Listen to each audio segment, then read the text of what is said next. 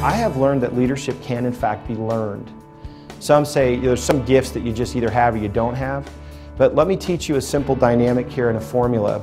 And this formula is what I call E squared P and C.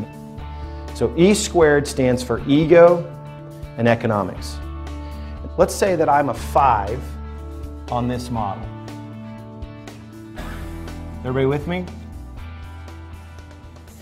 And frankly, that doesn't mean much to me as it relates to this formula until I know your score in P. P is principles.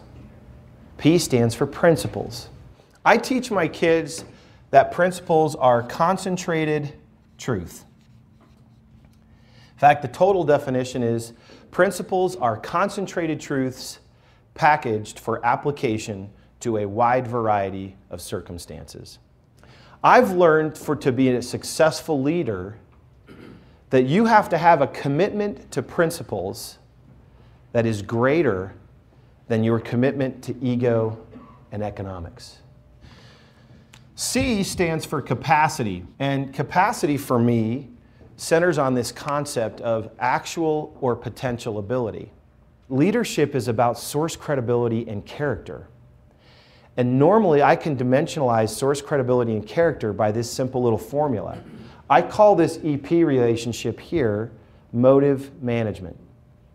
And the reason we call it motive management is we say all of us have to be careful about what the real core fundamental motivating elements are about what we're doing.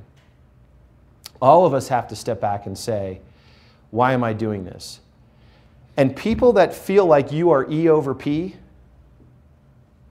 people can smell it, they can feel it.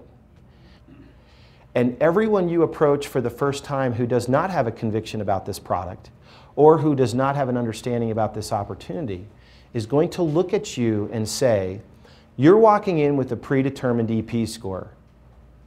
This relationship is about you, not about me.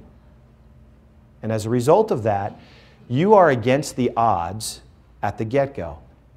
How do you change that? I've learned in my career that if I lack a conviction about what it is that I'm approaching you about, right, it's not going to work.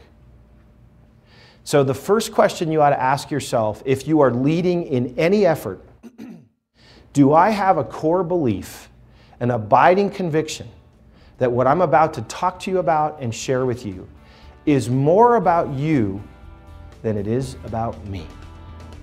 Speak from a point of conviction. The advocate is campaigning on behalf of a belief.